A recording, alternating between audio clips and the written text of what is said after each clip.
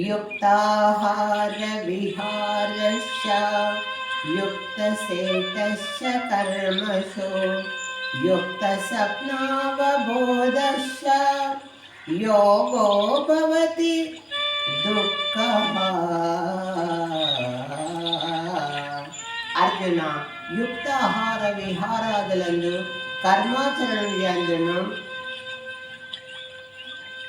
జాగ్రత్త స్వప్నాదులందును యోగమైన రీతిలో ప్రవర్తించడానికి దుఃఖనాశనమగు ధ్యానయోగము సిద్ధించును.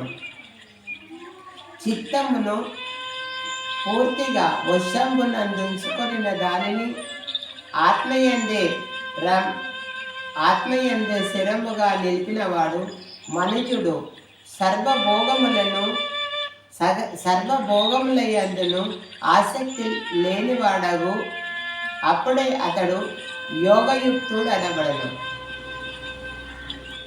యదా దీపో నివాసత్వో నేంగతే సోపమాశ్రుతా యోగినో యత చిత్తస్య యుంజతో యోగమాత్మనః.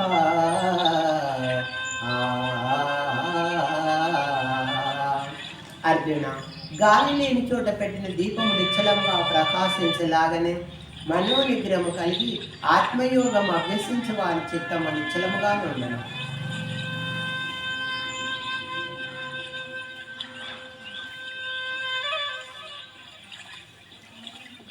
సర్వభూతాని కౌంతేయ సర్వభూతాని చాత్మని ఈక్షతే యోగయుక్తాత్మా సర్వస్ర సమదర్శనః. అర్జున, పాపరహితుడైన యోగి నిరంతరము చిత్తమును పరమాత్మ యందే లగ్నమనార్చును. పరబ్రహ్మ స్వరూప సచ్చితానంద పరమాత్మ ప్రాప్తినందున సంతుష్ట అనగా బ్రహ్మకర్మ కలిగి అపరిమితమైన ఆనందము అనుభవించుచున్నాడు. యోగయుక్తాత్మ కలవాడు సమస్త చరాచర ప్రాణికోటి యందు శ్రమ దృష్టి కలిగిన వాడై తన ఆత్మను సర్వభూతములందున్నట్లు సర్వభూతములు తన ఆత్మ యందున్నట్లు భావించును.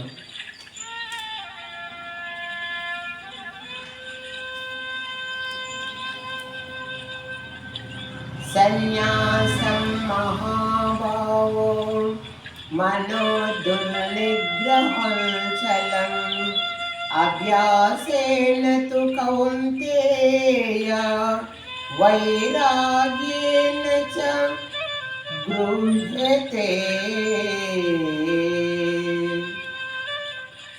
ఏ మహానుభావ, నిస్సందేహముగా మనస్సు చాలా చంచలమైనదే.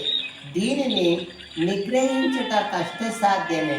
కానీ కౌంతేయ, అభ్యాస వైరాగ్యముల చేత ఈ మనస్సును నిలుపుట సాధ్యమే అని నా అభిప్రాయము. అర్జున, మనస్సు వశమునందు లేని వానికి యోగసిద్ధి కలుగుట కష్టము. కానీ మనస్సు వశమునందుంచుకొని ప్రయత్నశీలునకును సహజ సాధన ద్వారా యోగసిద్ధి పొందుట సాధ్యమే అని నా అభిప్రాయము.